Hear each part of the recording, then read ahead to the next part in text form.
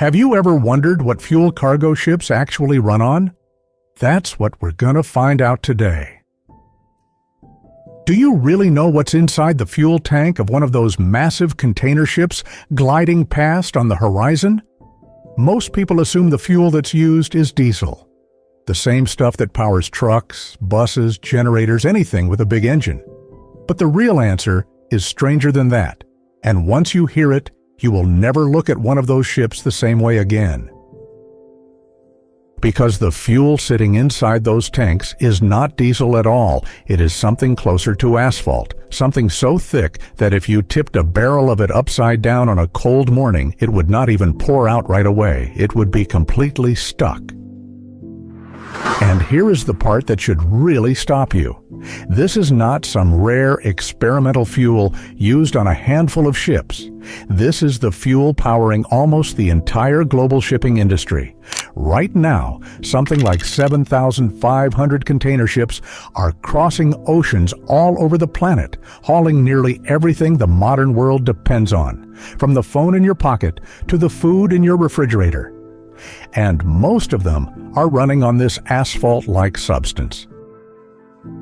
By the end of this video, you will understand exactly why the ship that's silently carrying your next package across an ocean is burning something that started out as the leftover scraps of an oil refinery.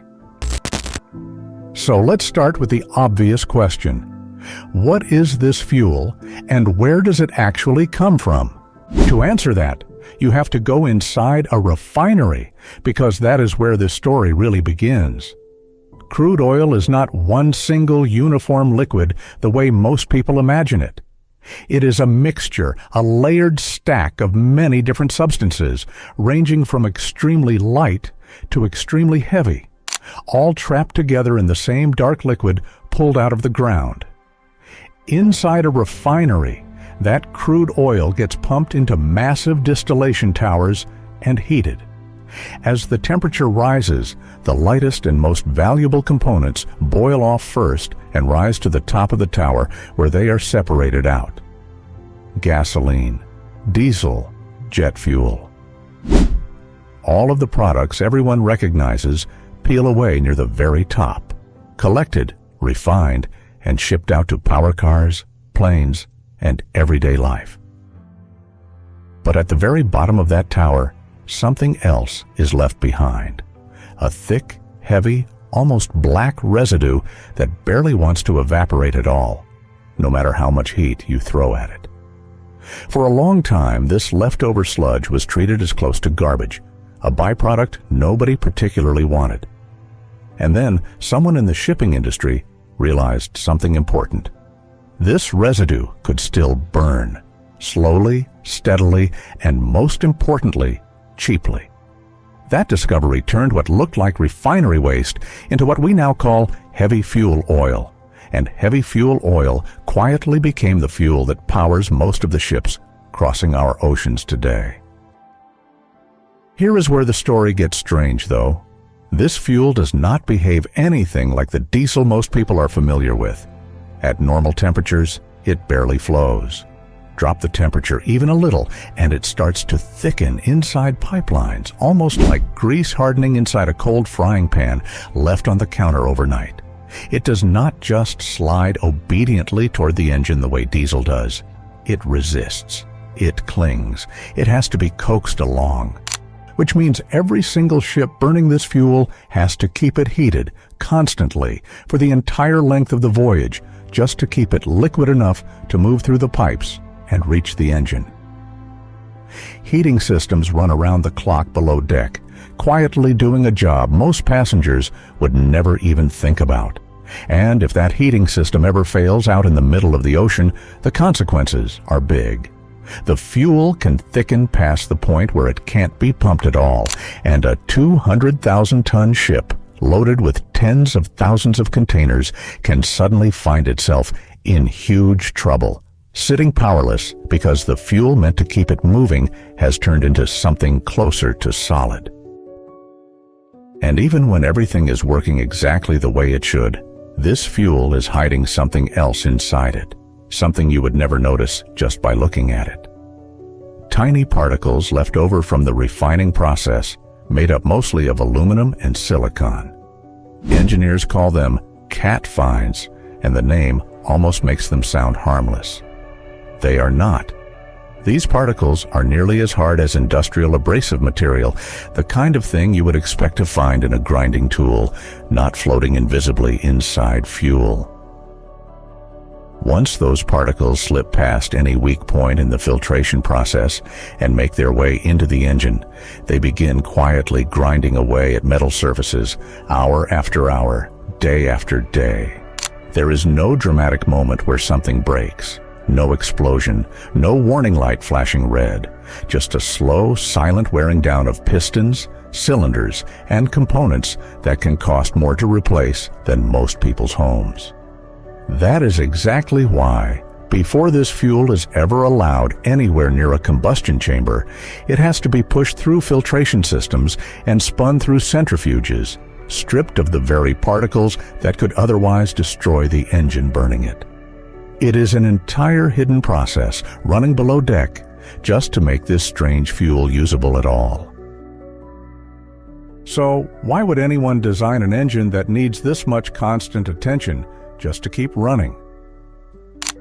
Because the engines built to burn this fuel are not built on the same scale as anything most people have ever seen.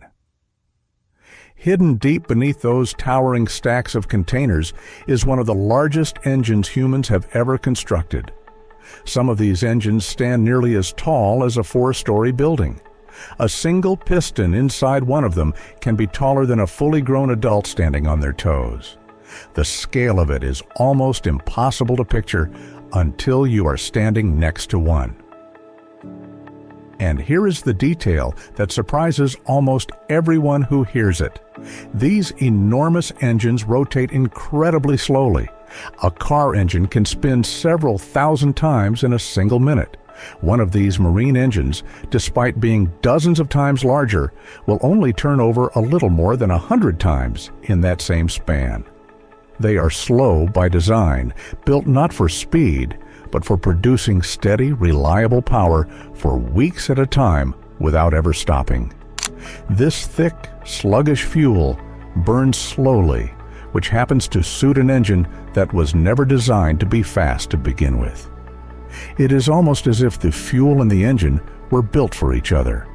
Both massive, both slow, both engineered for endurance rather than speed. Which brings us to a question a lot of people ask the moment they learn any of this. Why not just switch these engines over to regular diesel and call it? No more constant heating. No more filtering out abrasive particles. No more thick black smoke trailing across the ocean. The honest answer is that most of these ships simply can't make that switch easily. Part of the reason is mechanical. They operate at these deliberately low speeds and were optimized around this thick, slow-burning fuel decades ago. Retrofitting an engine this size to run cleanly and efficiently on standard diesel is not a simple adjustment. It is closer to redesigning the entire propulsion system from scratch. But the real reason, the one that actually decides everything in this industry, comes down to something much simpler: cost. A single large container ship can burn more than 200 tons of fuel in a single day just to keep moving steadily across the open ocean. Now imagine replacing all of that fuel with standard, higher quality diesel. According to industry estimates, operating costs for a single ship could climb by somewhere between $60,000 and $80,000 per day. For one ship. For one day. Now, multiply that number across more than 7,000 container ships operating simultaneously around the world every single day, every single year. That difference stops being a rounding error almost instantly.